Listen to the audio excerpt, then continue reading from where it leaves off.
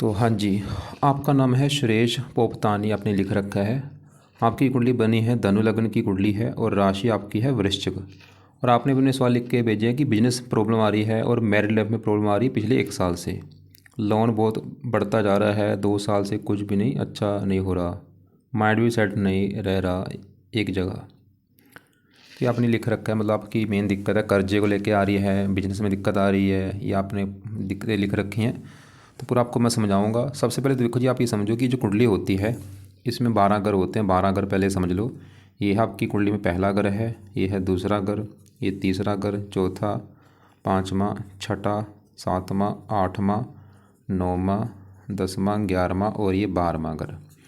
अब ये जो 12 घर हैं, इन घरों से कुछ ना कुछ आपके जीवन के बारे में देखा जाएगा। जैसे कि पहले घर से देखेंगे आपका जो शरीर है वो कैसा होगा, हेल्थ कैसी होगी, स्वभाव कैसा, रंग रूप कैसा। दूसरा घर आपका है धन का, खासकर धन जोड़ने का। तीसरा घर छोटे भाई बहन। चौथा घर आपकी है माता, मकान, वाहन। पाँचवा घर बच्चों का है। छठा घर शत्रु, रोग, कर्जा। सातवां घर आपकी पत्नी का है। आठवें घर से उम्र देखेंगे। नौवें घर से भाग्य है। 10वां घर काम काज। 11वां घर आमदनी, लाभ, इच्छा पूर्ति। और 12वें घर से आपके खर्चे देखेंगे। आपने यहाँ पे देखो जी, 2 बातें मेरी नोट करनी है। पहली बात, जो मैंने 12 घर लिखे हैं इनको याद कर लो। और दूसरी बात, इन 12 घरों से जो कुछ देखा जाएगा वो याद कर लो। अब आप ये देखो कि अपनी कुंडली में क्या देखना है, वो घर देखो। मान लो आपने देखना, अपने बच्चों के बारे में जानना है, तो बच्चों का जो घर है वो 5वां घर है। तो 5वें घर से आपके बच्चे देखेंगे। और 5वें घर में नंबर लिखा है 1। एक है मेष राशि, माल किसका बना, मंगल। तो आपके बच्चों के लिए मंगल को देखना पड़ेगा कि मंगल अच्छा है या बुरा है। ऐसे ही जो भी कुछ देखना है वो घर देखना है और घर का मालक देखा जाता है। अब ये जो 9 ग्रह हैं आपकी, देखो जी कुंडली में ग्रह अच्छे भी हैं, कुछ ग्रह मुझे ख़राब भी लगे हैं। अब सवाल ये भी होगा कि ग्रह अच्छे बुरे फल क्यों देते हैं। अगर ये अपने घर में बैठे हैं या दोस्त के घर में है या उच्च के बैठे हैं, वो तो इनको अच्छा माना गया है। अगर ये नीच के बैठे हों अच्छे फल नहीं देते। जैसे आपका चंद्रमा नीच का बैठा है, ये मुझे आपका सबसे ज़्यादा ख़राब लगा है क्योंकि नीच का बैठा है। और इसके अलावा अगर ये अपने दुश्मन के घर में बैठे, जो इनका दुश्मन है वहाँ पे जाके बैठे, वहाँ पे भी दिक्कतें पैदा कर देते हैं।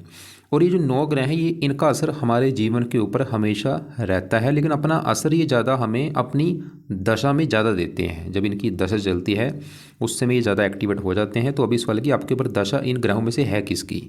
तो इन ग्रहों में से आपके ऊपर जो दशा चली हुई है वो है शुक्र ग्रह की। शुक्र की आपके ऊपर चली हुई है बड़ी महादशा। कब चली है, ये 22 में चली है आपके ऊपर। चौथा महीना 22 में ख़त्म होगी जाके 42 में। 20 साल की दशा है। तो इसका मतलब है कि आपके ऊपर जो असर है शुक्र का है ज़्यादा। कितना असर है, 80%। मतलब अभी अगर आपकी लाइफ में जो कुछ आपके साथ हो रहा है वो कारण बड़ा शुक्र है। जो भी मतलब खा रहे हैं, पी रहे हैं, काम कर रहे हैं, वो कारण शुक्र है। और बाकी असर होता है जिसकी होती है अंतर्दशा, वो भी देखो शुक्र की है। और ये चौथा महीना 22 है और ये अभी 8वां महीना 25 में ख़त्म हो जाएगी। तो हमने क्या देखा कि जो बड़ी महादशा है वो भी शुक्र की है, छोटी दशा वो भी शुक्र की है। और तो हमने क्या देखा कि आपके ऊपर मतलब जो ज़्यादा असर है वो शुक्र का है। और एक और आपके यहाँ पे देखो, मैं फिर बोलूँगा, असर आपके ऊपर सभी ग्रहों का है। ये मत सोचना कि आपके ऊपर दूसरे ग्रहों का असर नहीं है, असर सभी ग्रहों का है। बस ज़्यादा असर जो इन ग्रहों में से आपके ऊपर है वो शुक्र का है। और एक आपके ऊपर असर है, आपके ऊपर चल रही है शनि की ढैया। और ये 2.5 साल की होती है, पिछले 2.5 साल हो चुके हैं चली को। पहले मैं ढैया की बात करूँगा कि ढैया क्या होती है। देखो जी, ढैया 2 प्रकार की होती है, चतुर्ढैया, अष्टम ढैया। है तो दोनों ही खराब, लेकिन अष्टम ढैया को ज़्यादा खराब माना गया है। लेकिन आपके ऊपर चली हुई है चतुर्ढैया। और ये जब भी आती है ढैया, देखो जी, ये 7.5 जैसे 7.5 आपने सुनी होगी, सेम वैसी है वो, लेकिन बड़ी होती है वो 7.5 साल की होती है, 2.5 साल की होती हैं। मतलब जब भी ढैया चलती है किसी बंदे के ऊपर, उस समय उसको काफ़ी दिक्कतें आती हैं, परेशानियाँ, चिंता, भाग दौड़, रुकावटें, ये चीज़ें आती हैं। और ये आपके ऊपर मैंने बोला पिछले 2.5 साल हो चुके हैं, आप चाहे नोट कर भी लेना कि पिछले 2.5 साल से आपको दिक्कतें परेशानियाँ आ रही होंगी। वो कारण एक आपकी ढैया भी है, शनि की ढैया है। लेकिन ये अब ख़त्म आपकी अभी होने वाली है, इसी महीने 29 मार्च में ख़त्म हो जाएगी। मतलब वही 10 दिन अभी पड़े हैं। तो 10 दिन जब ये ख़त्म होगी उसके बाद आपको काफ़ी राहत मिलेगी, क्योंकि ये अभी ख़त्म हो जाएगी। जो ये तो चलो इसकी बात हुई। मतलब हमने ये देखा कि आपकी अभी जो दिक्कतें आ रही हैं पिछले कुछ समय से, चाहे वो बिजनेस में दिक्कतें हैं या आपकी और भी मानसिक चिंता हो रही है, वो कारण देखो जी मैं एक डेया को जोड़ूंगा। लेकिन ऐसा नहीं मैं बोलूँगा कि ये बिल्कुल डेया की वैसी दिक्कतें हैं, वो आपकी अभी शुक्र की बात करनी बाकी, क्योंकि शुक्र का आपके ऊपर बड़ा असर है। अब सवाल है कि शुक्र आपका अच्छा है या बुरा है। देखो जी, शुक्र आपका बैठा है यहाँ पे तीसरे घर में। घर चलो ठीक है तीसरा। और वहाँ पे जो 11 लिखा है कुंभ राशि, ये है शनि का घर। और शुक्र यहाँ पे शनि घर में बैठा है अपने, शुक्र शनि को अपना दोस्त मानता है, ये भी चलो एक अच्छी बात है। मतलब शुक्र जो आपका है वो तीसरे घर में बैठा है, घर भी चलो अच्छा है, दोस्त का घर है वो भी चलो ठीक मान लिया। लेकिन शुक्र ये देखो कि किन घरों का मालिक है। शुक्र इस कुंडली में देखो जी 2 घरों का मालिक, और वो 2 घर कौन से हैं? एक तो शुक्र का घर है ये छठा घर, और ये 11वां घर। छठा 11वां इन घरों का मालिक शुक्र है। अब छठा घर जो है ये इस कुंडली में खराब घर होता है, क्योंकि छठे घर से रोग देखा जाता है। रोग हो गया, शत्रु हो गया, इस घर से कर्जा देखा जाता है, इस घर से कोर्ट कचहरी देखी जाती है, चोरी ठगी विश्वासघात देखा जाता है, रुकावटें देखी जाती हैं। मतलब काफ़ी ख़राब चीज़ें छठे घर से देखते हैं। और छठे घर में जो 2 लिखा माल कौन बना? शुक्र। तो अब छठे घर की चीज़ें किससे देखेंगे? शुक्र से। और शुक्र देखो जी, अब मतलब आपका सवाल कि शुक्र अच्छा जो बुरा, देखो जी शुक्र आपका जो है आपको रले मिले फल देगा, बुरे फल भी देगा, अच्छे फल भी देगा। बुरा क्यों है? देखो बैठा तो मित्र के घर में, सवाल ये भी होगा कि बुरा क्यों है। उसका देखो जी कारण है क्योंकि ये शुक्र जो है इस कुंडली में मार्केश है। ये लग्नेश गुरु का इस कुंडली में शत्रु है। कुंडली में 2 किस्म के ग्रह होते हैं, योग कारक होते हैं, कुछ मार्केश होते हैं। योग कारक ग्रह अच्छे माने गए, मार्केश अच्छे ग्रह नहीं होते। मार्केश चाहे कुंडली में अच्छा भी बैठा हो, फिर भी वो अपना थोड़ा बहुत बुरा फल जरूर देता है। तो शुक्र देखो जी कारण है कि मार्केश होने की वजह से थोड़ा सा आपको दिक्कतें जरूर देगा। और दूसरा कारण ये बैठा है राहु के नक्षत्र में बैठा है, ये मुझे अच्छा नहीं लगा। और तीसरा कारण ये किसके साथ बैठा है? मंगल के साथ बैठा है, दोनों आपस में दुश्मन है। तो शुक्र हमने क्या देखा? एक तो मार्केश, एक छठे घर का मालिक, और राहु के नक्षत्र में बैठा है, और साथ में मंगल के बैठा है। अब शुक्र क्या दिक्कतें देगा आपको? किस घर का मालिक है? छठा घर रोग। मतलब शुक्र की जब से दशा चली है, पिछले 2.5 साल हो चुके हैं, आपको हेल्थ को भी लेकर दिक्कतें आ रही होंगी। छठा अगर शत्रु का है, शुक्र आपके शत्रु बढ़ाएगा। छठा अगर कर्जे का, आप चाहे नोट कर लेना, पिछले 2-2.5 साल से आपका कर्जा भी आपका बढ़ा होगा। मतलब जो आपका कर्जा बढ़ रहा है वो पिछले 2.5 साल से ही बढ़ रहा होगा। इसके अलावा छठा अगर कोर्ट कचहरी का है, कई बार कोर्ट कचहरी के चक्कर भी लगाने पड़ सकते हैं। और ये साथ में मंगल के बैठा है, तीसरा घर है छोटे भाई का। छोटे भाई छठा घर रोग छोटा भाई, अगर आपका कोई छोटा भाई या बहन होगा उसको रोग हो सकता है। और ये रोग आपको भी दे सकता है, जैसे कि तीसरे घर का रोग आपको हो सकता है। तीसरा घर होता है कान हो गया, या गला हो गया, या ये राइट हाथ हो गया, ऐसे कोई मतलब उसमें दिक्कत आपकी आ सकती है। और ये चोट भी लग सकती है, तीसरे घर से रिलेटेड आपको कोई चोट लग सकती है। तीसरे घर की जो चीज़ें हैं, जैसे कि मैंने बोला गला कान, और भी काफ़ी चीज़ें होती हैं तीसरे घर से रिलेटेड। तीसरे घर के जो अंग हैं वहाँ पे आपको चोट लग सकती है, क्योंकि साथ में मंगल बैठा है। काफ़ी चांस हैं कि आपके तीसरे घर से रिलेटेड आपको चोट जरूर लगेगी भाई। अब शुक्र मतलब पत्नी का भी कारक होता है, साथ में मंगल के बैठा है, तो पत्नी संबंधी भी दिक्कतें आपको आएंगी। जहर सी बात ये भी है, पत्नी से मनमुटाव होना या पत्नी का बीमार होना। लेकिन शुक्र देखो मैंने बोला था इस 11वें घर के मालिक है, जहाँ पे 7 लिखा है, तुला राशि मालिक शुक्र। 11वां घर आमदनी, लाभ, इच्छा पूर्ति, आमदनी। तीसरा घर मेहनत का भी है, लाभ मेहनत। मतलब शुक्र वैसे ये भी दिखा रहा है कि आप खुद की मेहनत के बल पर धन भी जरूर कमाएंगे। खुद की मेहनत के बल मेहनत का घर है, और इच्छा पूर्ति, खुद की मेहनत के बल पर इच्छा पूरी भी करेंगे। बाकी देखो जी एक बात होती है बताना, मैं तो वैसे अब देखो मैं वैसे आपको बोल दूं कि ये अच्छा है बुरा है, मेन है प्रैक्टिकल भी करना है। प्रैक्टिकल कर लो कि जब से शुक्र की दशा चली है, पिछले 2.5 साल हो चुके हैं, अगर तो लग रहा है कि भाई दिक्कतें आ रही है, वैसे आपने लिख ही रखा है दिक्कतें आ रही हैं। जैसे आपने लिख रखा है कि भाई ये लिख रखा है बिजनेस प्रॉब्लम है, 2 साल से कुछ भी नहीं अच्छा हो रहा, लिख ही रखा है आपने। मतलब मुझे लग रहा है ये शुक्र आपको बुरे फल दे रहा है, क्योंकि मैंने फिर बोलूँगा एक तो मार्केश है भाई कुंडली में, छठे घर का मालक है, राहु के नक्षत्र में बैठा है। बड़ी दिक्कत है, राहु के नक्षत्र में भी बैठा है, ये मुझे अच्छा नहीं लगा। और साथ में मंगल के बैठा है। तो अब करना क्या है? मतलब अगर आपका कर्जा बढ़ रहा है, शुक्र कारण है। पत्नी से मनमुटाव हो रहा है, शुक्र कारण है। और भी दिक्कतें परेशानियाँ आ रही हैं, और ऐसा नहीं कि ये दशा आपकी जैसी रहेगी, हो सकता है आगे जाके अच्छे हो जाए, क्योंकि दशा में उतार चढ़ाव आता रहता है। अब मतलब कुल मिला के आपको समझाने का मेरा मकसद ये है कि आप जितना हो सकता है शुक्र के उपाय करो भाई। अब शुक्र के उपाय क्या हैं? शुक्र का पहला उपाय है, आप शुक्र के एक बार मंत्र पूरे कर लेना 16,000। चाहे 16 कर लो, चाहे इसको 4 गुना ज़्यादा कर लो। मंत्र पूरे करके छोड़ देना, लंबे समय के लिए मंत्र मत करना। ये नहीं कि आप रोजाना मंत्र करते जाओ, ऐसा मत करना। बस एक बार चाहे 16 कर लो, चाहे इसको 2 गुना ज़्यादा कर लो, 3 गुना कर लो, 4 गुना कर लो। मतलब मंत्र जब पूरे हो गए छोड़ देना। पहला उपाय तो ये हो गया।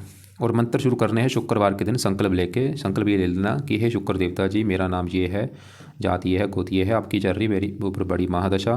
मैं चाहता हूँ आपका बुरा फल मुझे ना मिले, मैं कर्जे से बचूँ, रोगों से बचूँ, दुश्मनों से बचूँ, और मेरा काम धंधा अच्छा चले। इसलिए आपके जो मंत्र है वो मैं पूरे करने जा रहा हूँ।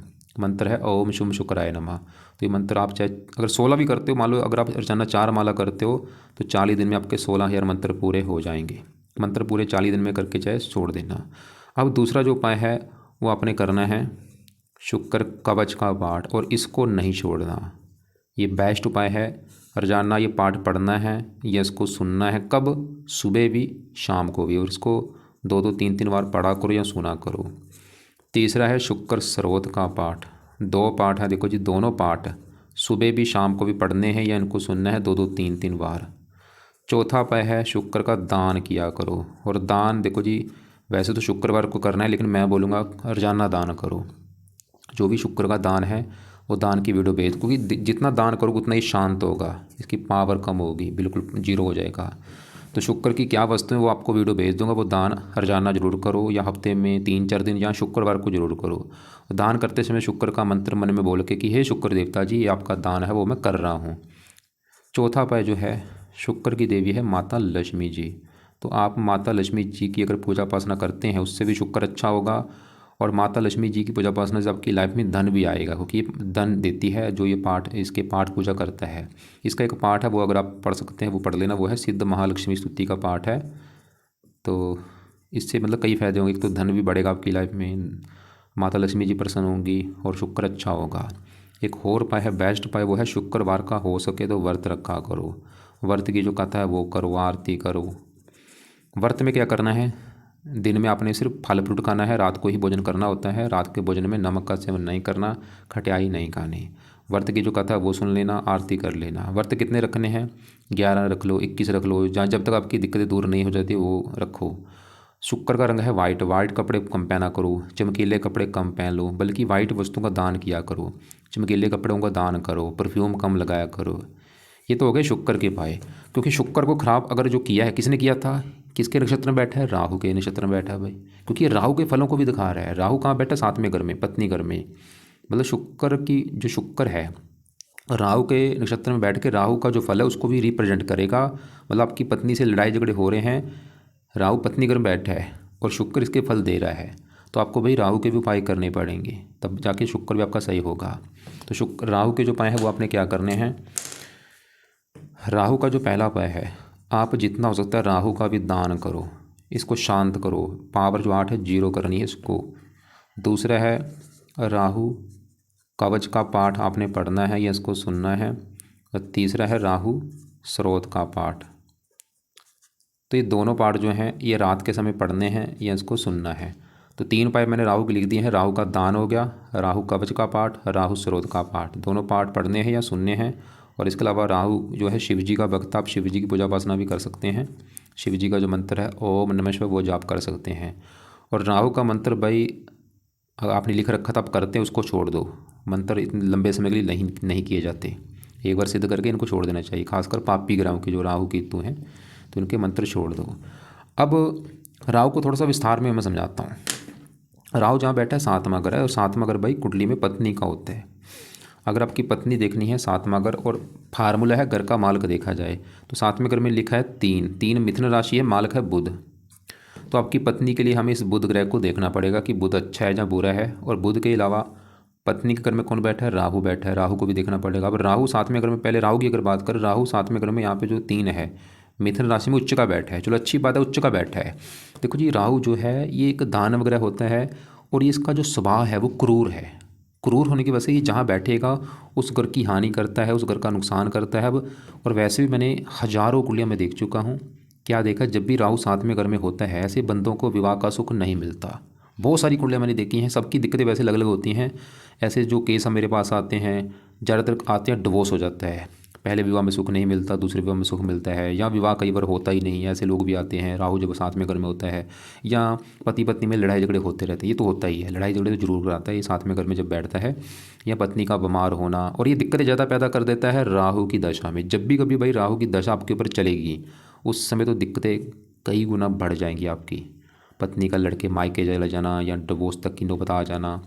लेकिन चलो यहाँ पे एक अच्छी बात है कि राहु है तो उच्च का होने की वजह से इसका जो बुरा फल है वो थोड़ा सा वैसे कम हो चुका है। अगर उच्च का ना होता फिर तो आपका डिवोर्स शायद करा ही देता, लेकिन उच्च का फिर भी मतलब बुरे फल कम हो रहे हैं। फिर भी इसके जो उपाय जो हैं मैंने बोले हैं, दान इसका जितना ज़्यादा करो ताकि शांत हो। और राहु कवच का पाठ, स्रोत का पाठ रात को या शाम को पढ़ा करो या सुना करो। मंत्र इसका कर बंद कर दो जो कर रहे हो आप। राहु का रंग है नीला, नीले शनिवार को कपड़े कम पहना करो, या आगे पीछे भी कोशिश करो कम पहनने की। अब पत्नी घर का मतलब बुध फैला, चलो अच्छा है, पहले घर में बैठा है। अब पहले घर में इनकी बात कर ही लेते हैं। पहला घर जो है आपका है शरीर, हेल्थ, स्वभाव, रंग रूप, पर्सनैलिटी, सर मस्तक, पहले घर को देख के डिसाइड होगा। और पहले घर में 9 लिखा, मालक गुरु भी देखना पड़ेगा कि गुरु अच्छा है बुरा है। और पहले घर में बैठे बुध केतु को भी। अब केतु भी यहाँ पे, पहले केतु की अगर बात करूँ, ये उच्च का बैठा है तो वैसे राहु केतु दोनों दानव, लेकिन केतु इतना दानव नहीं होता जितना राहु है। तो केतु कई प्रकार अच्छे फल देगा, उच्च का बैठा पहले घर में आपको, मतलब केतु पहले घर में ये धर्म का भी कारक होता है, मोक्ष बंदे को धार्मिक बनाता है, परोपकारी बनाता है, मेहनती, साहसी। अब बुध की अगर बात करें, बुध भी देखो जी पहले घर में अच्छा है क्योंकि गुरु की राशि है, मित्र राशि में बैठा है और घर भी अच्छा है पहला। और बुध जो है 7वें घर का मतलब पत्नी घर का, पहले घर से 7वीं दृष्टि अपने घर को देख रहा है। ये भी एक कारण है कि बुध अपने घर को देख रहा है, पत्नी के लिए अच्छा है। मतलब बुध की मेहरबानी की वजह से फिर भी आपका जो विवाह है वो टूटते टूटते बचेगा, क्योंकि बुध अपने घर को दृष्टि दे रहा है। और बुध 10वें घर का भी मालेगा, 10वां घर काम काज, पिता, सरकार, ये आपके काम काज के लिए अच्छा है। लेकिन देखो मैं फिर बोलूँगा, दशा देखनी बहुत ज़रूरी होती है, क्योंकि आज शुक्र की दशा, आज उसकी ज्यादा चलेगी आपके ऊपर। बुध चलो मतलब बुध अच्छा है, इसको ये समझ लो। बाकी देखो जी आपके यहाँ पे मैं बात करता हूँ, शनि की बात करता हूँ। शनि जहाँ बैठा है ये है 11वां घर, और 11वां घर कुंडली में लाभ का होता है, मतलब आपके जो काम काज है उसमें लाभ होगा या नहीं, या और भी जो हमारे जीवन में जो हमें लाभ मिलते हैं वो 11वें घर से देखे जाते हैं। 11वां घर आमदनी का भी होता है, आपकी आमदनी जो है बड़े भाई बहन इस घर से, इच्छा पूर्ति इस घर से, और भी मित्रों को सुख इस घर से।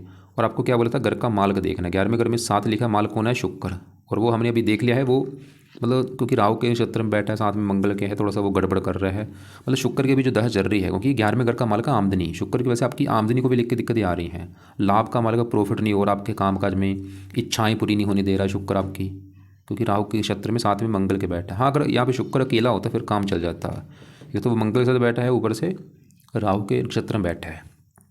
लेकिन देखो शुक्र तो 11वें घर को कर रहा है खराब, मतलब आमदनी को लेकर दिक्कतें आएंगी, प्रॉफिट नहीं होगा। लेकिन 11वें घर में जो शनि है वो अच्छी बात है कि शनि आपका फिर भी 11वें घर का अच्छा करेगा। 11वें घर में शनि यहाँ पे उच्च का बैठा है, तो शनि फिर भी इस घर का अच्छा करेगा, मतलब आपको फिर भी इनकम देता रहेगा, लाभ देगा, प्रॉफिट देगा। लेकिन शनि की दशा में चीज़ें बढ़ जाएंगी, जब शनि की कभी दशा होगी उसमें आपका काम धंधा ज़रा चलेगा, उसमें आपको प्रॉफिट ज़्यादा होगा। और शनि इस कुंडली में जिस घर का मालिक है वो है ये दूसरा घर, और दूसरा घर कुंडली में धन का होता है, खासकर धन जोड़ने का। दूसरा घर है, दूसरे घर में 10 लिखा मालिक शनि, धन का मालिक शनि उच्च का बैठा है। शनि आपको फिर भी धन देता रहेगा लाइफ में, धन की कमी नहीं रहने देगा आपकी लाइफ में, और खासकर शनि की दशा में धन आपको ज़्यादा आएगा। लेकिन शनि देखो जी 7वीं दृष्टि से 5वें घर को देख रहा है, यहाँ पे नीच राशि है, और 5वां घर है संतान का घर।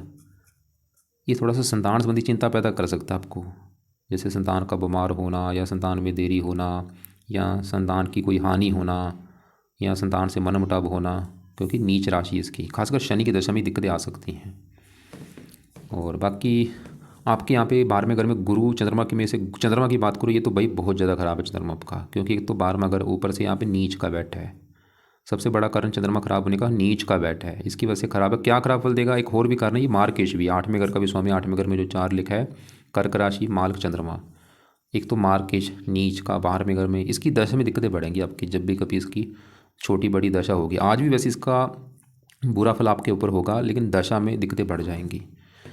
एक तो ये दिक्कतें क्या देगा, एक तो देखो जी ये चंद्रमा मन का कारक होता है। सबसे बड़ी दिक्कत आपको मानसिक चिंता बहुत ज़्यादा होगी, डिप्रेशन का शिकार बना देता है बंदे को, मानसिक चिंता होती रहती है, ये आपके साथ होगी चीज़, मानसिक चिंता होना, डिप्रेशन होना, मानसिक परेशानियाँ बहुत ज़्यादा होती है, हेल्थ ख़राब कर देना। चंद्रमा के जो रोग हैं आपको होंगे, क्योंकि 12वां घर है भी हॉस्पिटल का, बीमार कर देगा। इसकी जो चंद्रमा के, मैंने क्या बोला, चंद्रमा के रोग आपको होंगे, जैसे सर्दी जुकाम लगना, ऐसी और भी इसके जो रोग हैं वो आपको होंगे, दशा में दिक्कतें बढ़ेंगी। ये माता का भी कारक है, माता संबंधी भी दिक्कतें आती है, माता से मनमुटाव या माता बीमार होना, इसके लिए भी, इसके भी आप उपाय जरूर करो। अब चंद्रमा के उपाय में से पहला जो उपाय है, आप चंद्रमा का एक तो दान किया करो सोमवार को, और ये दान आपको मैं वीडियो भेज दूंगा। दूसरा उपाय सबसे बेस्ट, इसके देवता हैं शिव जी, शिव जी की पूजा उपासना किया करो।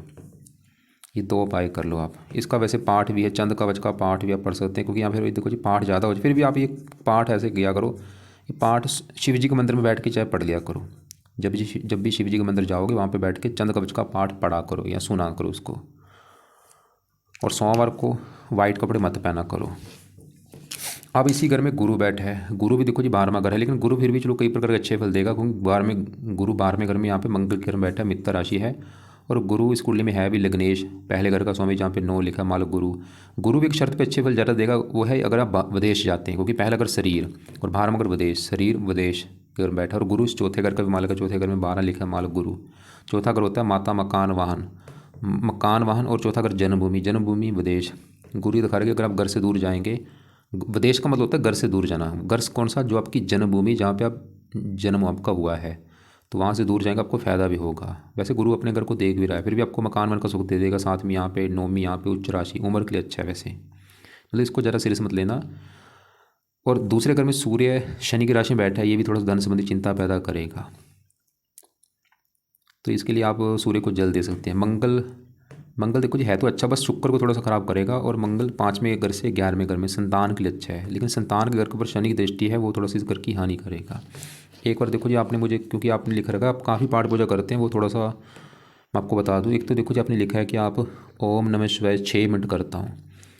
ओम नमः शिवाय का जो जाप है उसको बढ़ाओ थोड़ा सा, 10, 20, 30 मिनट। और करना कब है? सुबह के टाइम जल्दी उठ जाओ, ब्रह्म मुहूर्त का जो समय होता है सबसे अच्छा होता है। पूरी भावना से आंखें बंद करके ओम नमः शिवाय, ओम नमः शिवाय। हज़ारों फ़ायदे होंगे, राहु अच्छा होगा, चंद्रमा अच्छा होगा, और भी कई फ़ायदे। वैसे भी देखो जी सभी ग्रह शिव जी के दिन होते हैं। और आपने लिखा ओम गणपति नमः करता हूँ एक, मतलब ठीक है। गुरु मंत्र करता हूँ, गुरु मंत्र तो मैं बोलूँगा रहने दो भाई, उसका तो कोई कसूर ही नहीं है अभी आपकी लाइफ में। सूर्य का मंत्र करता हूँ, मंत्र मत करो भाई, सूर्य का रहने दो, सूर्य को जल दे दिया करो। वैसे शुक्र का मंत्र करता हूँ, शुक्र के मैंने बोला मंत्र एक बार पूरे 16 कर लो, चाहे 2 गुना कर लो, चाहे 4 गुना कर लो, करके छोड़ दो बस। शुक्र कवच का पाठ, हाँ वो पढ़ो जितना हो सकता है, स्रोत का पाठ भी पढ़ो, और सुबह शाम पढ़ना, इनको तो 2-2, 3-3 बार पढ़ो। हनुमान जी का पढ़ सकते हो, बजरंग बाण पढ़ सकते हो, शनि चालीसा पढ़ सकते हो। शनि का मंत्र रहने दो, शनि चालीसा रात के समय पढ़ना है, सुबह नहीं, और मंत्र रहने दो। राहु मंत्र नहीं करना भाई, लेकिन राहु के जो पाठ मैंने बोले, राहु स्रोत, राहु कवच, दोनों पाठ रात को पढ़ने हैं या सुनने हैं, शनिवार को शुरू कर देना। इसके अलावा आपने बोला है मंदिर भी जाता हूँ, ठीक है, शिव जी के मंदिर जाता हूँ, ठीक है ठीक है, जाना जाओ शिव जी के मंदिर। और वहाँ पे बैठ के भी आप शिव जी के मंदिर में ओम नमः शिवाय का जाप कर सकते हो, या वहाँ पे बैठ के जो चंद कवच बोला वो पढ़ लो। हनुमान जी के मंदिर जाता हूँ, ठीक है। लक्ष्मी माता मंदिर, हाँ ये शुक्र के लिए अच्छा है, शुक्र की देवी माता लक्ष्मी जी है, तो माता लक्ष्मी जी के मंदिर में जाके आप माता लक्ष्मी जी के जो पाठ हैं, चाहे वो सिद्ध महालक्ष्मी स्तुति का पाठ है, या और भी इसके जो पाठ हैं वो पढ़ा करो। और माता लक्ष्मी जी से प्रार्थना करो कि मेरे ऊपर शुक्र की जो दशा चल रही है वो मेरी अच्छी जाए। और बाकी शनि मंदिर जाता हूँ, ठीक है, सब सही, ठीक है, किसी भी काम में मन नहीं लग रहा। देखो जी मैं फिर बोलूँगा, एक तो दिक्कत आपकी आने का जो कारण है ये आपकी डेया चल रही है, मतलब अभी आपकी डेया ख़त्म होने के बाद भी आपको काफ़ी राहत मिलेगी। 10 दिन के बाद ये डेया भी ख़त्म होने वाली है, क्योंकि पिछले 2.5 साल हो चुके हैं, देखो डेया चल रही है। एक तो वो कारण हो गया जो आपकी लाइफ में दिक्कतें आ रही हैं, एक शुक्र भी कारण है। बाकी अभी डेया के बाद आप देखो कि आपकी लाइफ में क्या चेंज आता है। और जो मैं फिर बोलूँगा, बाकी शुक्र के दोनों पाठ ज़्यादा पढ़ो सुबह शाम, इसी से आपका हल होगा। दान करो, बाकी व्रत रखो, शुक्रवार का प्रसन्न करो, शुक्रवार को शुक्र देवता को प्रसन्न करने के लिए उसका व्रत रखो, कथा आरती करो, और दान जितना होता वो करो। माता लक्ष्मी जी के मंदिर जाना जाओ, और इसके पाठ पढ़ा करो। और राहु, शुक्र क्योंकि राहु के क्षेत्र में बैठा है, राहु के दान करो जितना हो सकता है। राहु का दान तो चाहे रोजाना करो, जितना शांत होगा उतना पत्नी के लिए अच्छा होगा, और भी फायदे आपको होंगे। बाकी आपने बोला है क्रिकेट में बैटिंग करता हूँ, आईपीएल में बैटिंग कर रहा हूँ, 3 साल से क्रिकेट लॉस हो रहा है। एक देखो जी और काम करो, अगर आप चाहते हैं आपकी कमाई कई गुना बढ़ जाए, तो आप हर महीने अपनी कमाई में से कुछ हिस्सा दान किया करो। वो दान कहाँ पे करना है? घर के आसपास कोई पिंगलवाड़ा हो, कोई अनाथ आश्रम हो, कोई वृद्धाश्रम हो, कोई पागलखाना हो, वहाँ पे जाओ। वहाँ पे जाके अपनी कमाई में से, अगर मान लो आप 10,000 कमाते हो, 1-2 हज़ार वहाँ पे दे के आओ। ये ये देखो जी, ये काम करते हो, कमाई आपकी कई गुना बढ़नी शुरू हो जाएगी, गारंटी है। और ये मैं अपनी तरफ से नहीं बोल रहा भाई, सभी धर्म ग्रंथों में लिख रखा है कि जो बंदा अपनी कमाई में से 10वां हिस्सा निकालता है उसकी कमाई कई गुना बढ़नी शुरू हो जाती है। आप 10वां नहीं निकाल सकते, 5वां हिस्सा ज़रूर निकालो, शुरुआत करो। और बाकी बेईमानी से बचो, ईमानदार बनो। बाकी आप पाठ पूजा कर ही रहे हैं। अभी मैंने बोला ढेया की वजह से भी दिक्कतें आपकी आ रही हैं, वो भी ख़त्म हो जाएगी। सूर्य के लिए वैसे भाग्यश भी, फिर भी भाग्यश धन देगा भी आपको, धन खर्च भी कराता है, इसको भी ज़रा सीरियस मत लेना। मेन तो दिक्कत बस ये शुक्र जो है मार्किश है, ये मुझे अच्छा नहीं लगा। दान इसका जो है जरूर किया करो जितना हो सकता है। और माता लक्ष्मी जी के पाठ पढ़ो सुबह शाम, मंदिर जाओ माता लक्ष्मी जी के, और शुक्र के पाठ सुबह शाम पढ़ो। व्रत रखो शुक्रवार का, कथा आरती करो, परफ्यूम कम लगाया करो, चमकीले कपड़े कम पहनो, वाइट कपड़े कम पहनो। और उम्मीद करता हूँ आपको जो मैंने समझाया समझ आ चुका होगा। जो चीज़ मैंने आपको बंद कराई वो बंद कर देना। राहु का मंत्र बंद कर दो, गुरु का मंत्र रहने दो, सूर्य का मंत्र रहने दो, शनि का मंत्र रहने दो। खाली शनि चालीसा पढ़ लिया करो, क्योंकि एक पाठ पूजा जो होती है इसकी एक एनर्जी होती है, उसका भी आपको उल्टा नुकसान भी हो सकता है।